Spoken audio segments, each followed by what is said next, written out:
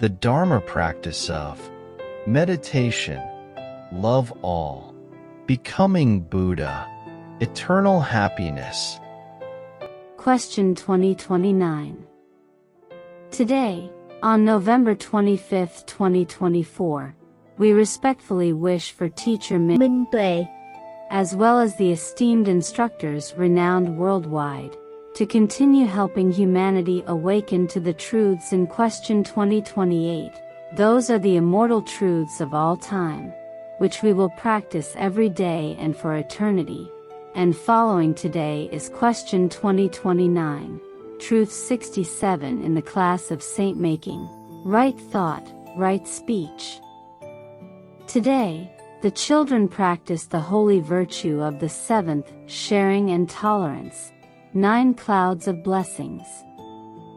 This day is to think and share our heartfelt intentions on how to realize right thought and right speech, loving speech, holy speech to transform all karmic connections into complete happiness. Today, we respectfully wish for the revered teachers renowned throughout the world, along with the Buddhas who are building socialist, virtuous environments, the law of cause and effect, loving all to become Buddha, to wholeheartedly join hands in sowing the seeds, to help all sentient beings, which also aids our ancient parents, to better understand the question, why is it that most of humanity is never happy in sharing and tolerating, but only sees competition among one another? And below are the words of the enlightened teachers, compassionate beings, in the environment of the law of cause and effect, loving all to become Buddha, just sent to the revered teachers and to us. Today, you all come to enlightenment, to practice the 28 holy truths, holy thoughts, holy words as follows. That is additional evidence that humans are always disturbed by the thought demon, so they do not awaken to cause and effect, and have not awakened from countless lifetimes to now, have killed, harmed beings, and harmed people infinitely, so they never wish to compete in patience to pay their debts and thus remain indebted forever, suffering endlessly for eternity. 2. If they were not disturbed by the thought demon, they would truly awaken to cause and effect.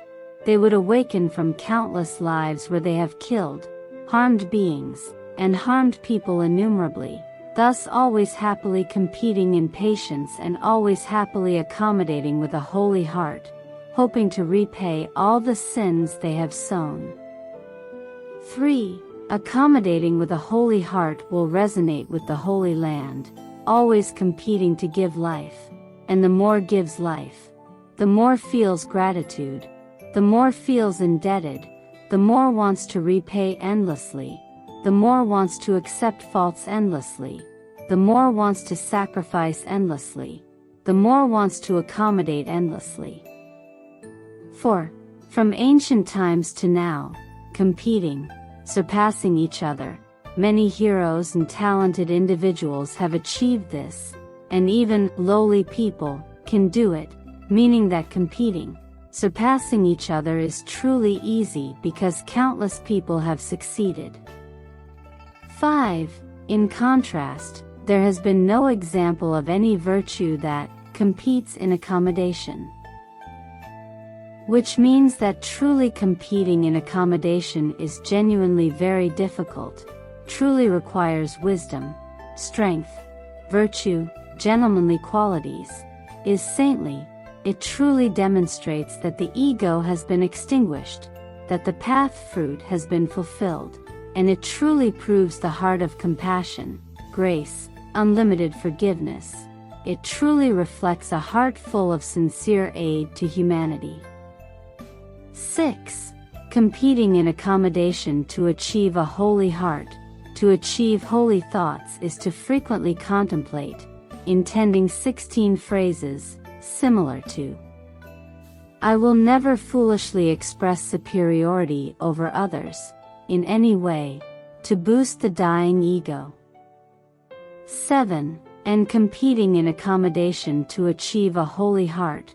To achieve holy words is to constantly open one's heart, to sincerely acknowledge the kindness of others forever, truly feeling eternally indebted to others, truly repaying their kindness forever. 8. And competing in accommodation to achieve a holy heart. To achieve holy words is consistently opening one's heart to acknowledge that brothers have holy virtues more than oneself to eliminate the ego, such as 8.1 You are better than me in the holy virtue of competing to give life. 8.2 You are better than me in the holy virtue of competing to accept faults. 8.3 You are better than me in the holy virtue of competing to sacrifice. 8.10 You are better than me because he has lived up to the moral foundation of 16 phrases bearing fear of mistakes. Always fearing mistakes, even the smallest errors like the footing of the soil. 8.11 You are better than me because he has lived up to the moral foundation, with the 16-phrase heart practice, of cause and effect, love for the universe, eternal happiness. Every time I err, I will practice the 4 holy heart laws, redeeming all sins, transforming every karmic link, everlasting happiness. 8.12 You will achieve enlightenment before me, and will be happier than me. 9. This means to selflessly recognize the holy mind is to always praise the virtues of those greater than oneself and to sincerely praise, to wholeheartedly praise. The more praises, the more proves the eradication of the ego. 10. Conversely, not praising sincerely, not praising wholeheartedly, is equivalent to proving that the ego still looms high. It means not truly wishing for others to be greater than oneself, thus can never be greater than others for eternity. 11. And conversely, always sincerely praising, always wholeheartedly praising, means proving that the delusions of pride have perished. It means always truly hoping for others to be more talented and virtuous than oneself, happier than oneself. Then the universe will return everything back to oneself, and one will truly be the most talented and virtuous person, the happiest. 12. The way I wish for my opponent in karmic relationships to be talented and virtuous is how the universe will return to me. 13. And the way I wish for my opponent in karmic relationships to be happy is how the universe will return to me. 14. Most importantly, my holy vow must be sincere, and the more sacred, the more true to cause and effect, the more the universe will return everything. 15. For example, I wish for my opponent in karmic relationships to fully trust the Buddha, fully trust cause and effect, and to realize the high and sacred ethical principles to become Buddhas, happier than me, more virtuous than me. 16. That is the holy vow. It is the intent that demonstrates a truly sincere heart, and sacred, and true to cause and effect. 17. When I set the intent to wish for others truly like that, it means I am also setting a holy intent for myself. That is how it is genuinely sacred and true to cause and effect. Otherwise, if I do not receive sweet fruits, then cause and effect is not real and Buddhism does not come into existence. 18. The holy truth above is priceless. It is the most sacred in life. You must remember forever to save countless future generations, meaning, if I only set intent for myself, with karmic forces stronger than mountains, for eternity I will not be able to attain liberation. because setting intent only for oneself yields goodness as few as grains of sand. 19. Therefore, those most sacred intentions mean that I want to set intent to achieve any virtue. I must at least set intent, or direct my thoughts, for my opponent in karmic relationships to achieve the same virtue as myself. And even more sacred is when setting intent, one needs to wish that all beings in the universe also attain the same virtues as myself. 21. And the more it demonstrates boundless compassion, the faster it achieves, is when the intention needs to combine the first transcendental offering among the 49 holy requests similarly to the 5th or 8th acts of Dharma, meaning when the intention combines with the 4 holy treasure. Equivalent to the offering of the Buddha and the opponent karmic friend, the more it demonstrates a sincere heart, the more abundant the blessings and the more it demonstrates a humble, selfless, and full of love heart, the faster the path of virtue will be achieved. 22. For example, the above intention can be combined similarly as follows. I, the youngest child, do not hope for anything for myself. Each day I earnestly wish to offer to the 4 holy treasure *, the Buddha. And I earnestly wish, every day that, opponent karmic friend, as well as all beings in the vast universe may together be happy practicing the righteous path of Dharma regularly with the intention to live with the foundation of sacred virtues. * Complete faith in the Buddha. Complete faith in cause and effect. Absolute surrender. The holy ones witness the path. Synonymous surrender. The moral foundations. Holy and sacred. ***, sincerely hope you become like the Buddhas. Happier than me. More virtuous than me. 23. That is to say, before you express the 16 words of holy request, ***, as above or express any content, you need to express the intention before, or direct your mind beforehand, similarly as above, ***, for the expression to truly reflect a sincere heart, to manifest a sacred mind, to demonstrate boundless sanctity and most importantly to align with the truth of karma, so the universe will return everything. 24. Throughout history, humans have expressed intentions but lacked the sacred heart as mentioned above, which means expressing intentions only for oneself. In turn, the intention expressing is not sacred, so one cannot reap the holy fruits. That is why no matter how much one expresses intentions, they are still not liberated and will suffer for eternity. 25. You must remember that only expressing intentions for oneself, without expressing or without directing your mind, hoping that others also attain the holy practice like you, means not putting in the effort to help others gain liberation. Then forever one cannot cultivate boundless compassion and will never attain liberation. 26. Wholeheartedly sowing the seeds to help others gain liberation means wholly sowing the seeds to help everyone live happily with the proven sacred virtues that have been demonstrated as the highest practice. Sowing the most sacred seeds, greater than all practices to obtain meditation, transcendent knowledge, supernatural powers, magic. However, due to the deep-seated karma of humans, one's own conceptualization is deeply problematic. Hence, one cannot yet realize such exalted practices, and only prefers expressing intentions for oneself, only enjoying a comfortable and self-serving practice, so cannot repay the debts owed and will suffer eternally. 27.